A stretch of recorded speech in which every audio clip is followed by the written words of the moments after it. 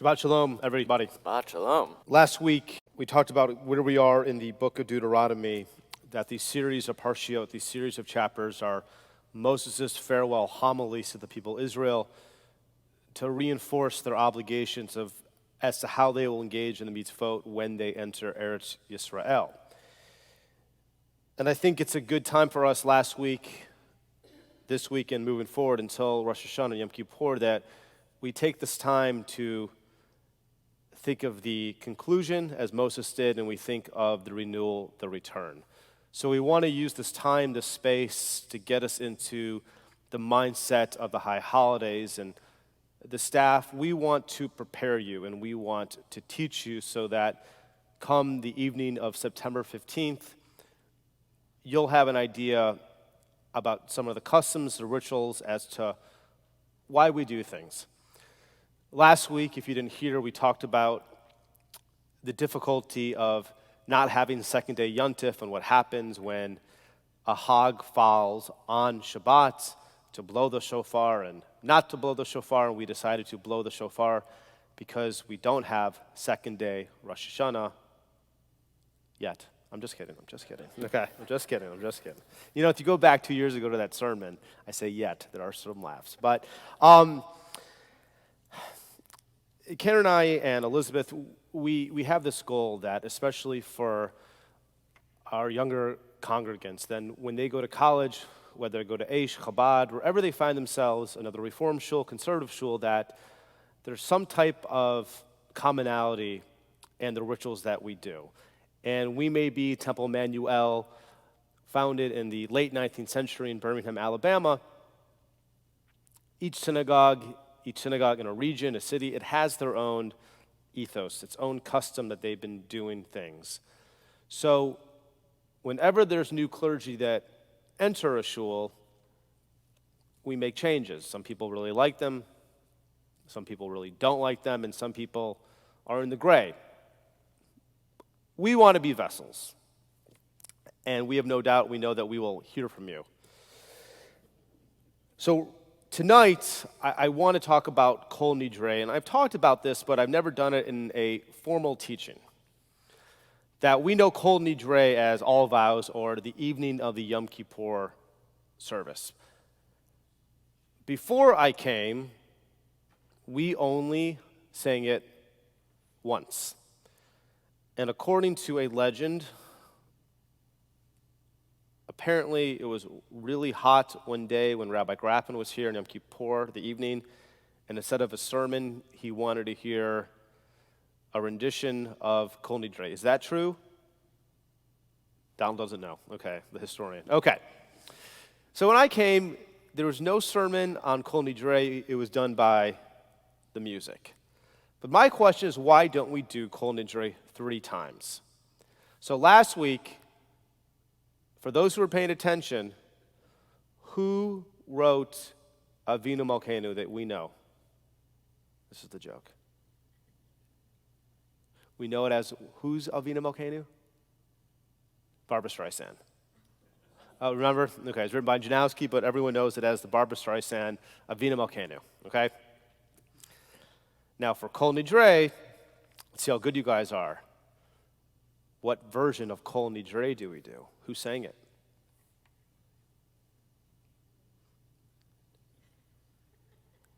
Do you know the answer? Neil, the jazz singer. When he comes down, he's wearing the cantor's hat, the kova. Did you say Neil Diamond? Who said Neil Diamond? Okay. So and his dad is just cavelling of pride that he's singing Kol Nidre. He comes down. Okay. But again, the question is, why do we do it 3 times? And 3 is really important. We started off this service, Cantor did 3 things. Who remembers what he did? Shabbat candles. 3 times, okay? We know that 3 times. Okay, 1, 2, 3. And for a while, the question was, why do we do it 3 times? And I'm like, I don't know, that's what we do. And finally, I found the answer, and we'll get to that, okay? Mourner's Kaddish, we back 3 times, okay? And then 3 steps in. So 3 is really important for Judaism. So, and we recite Kol Nidre 3 times.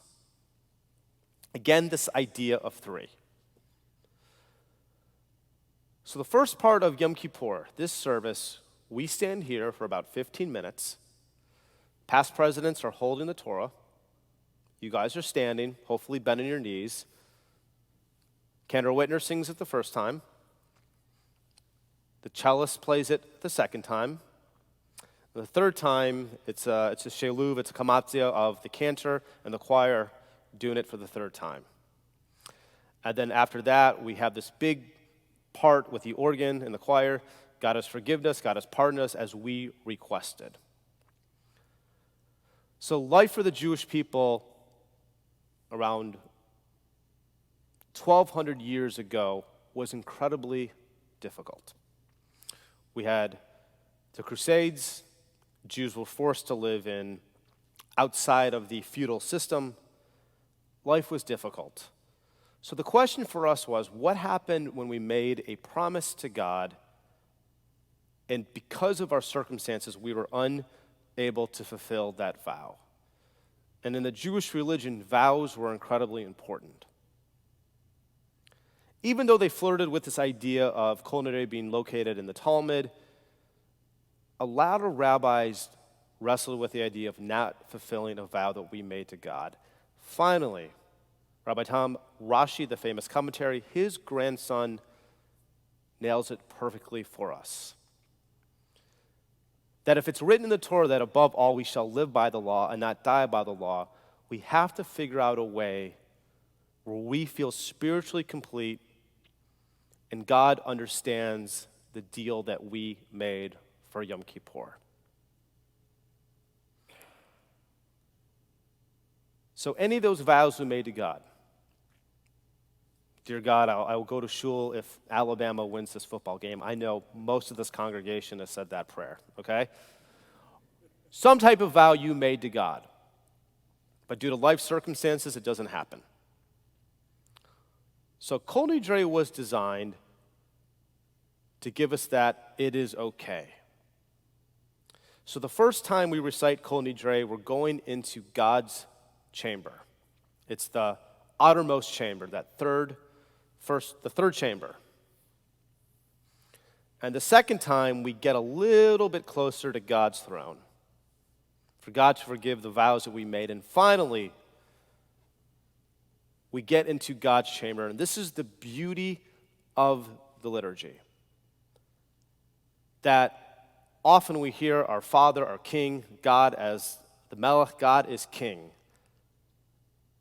It's at this point spiritually where we're all standing, we're tired. God is not just our King, but God is our friend. God is our comfort.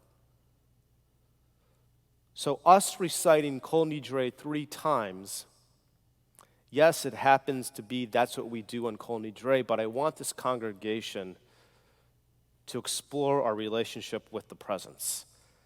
And we have this beautiful liturgical formula that says it's at this moment where God empathizes with the human condition. And for us, when we hit that choir, God has pardoned us and forgiven us as we requested.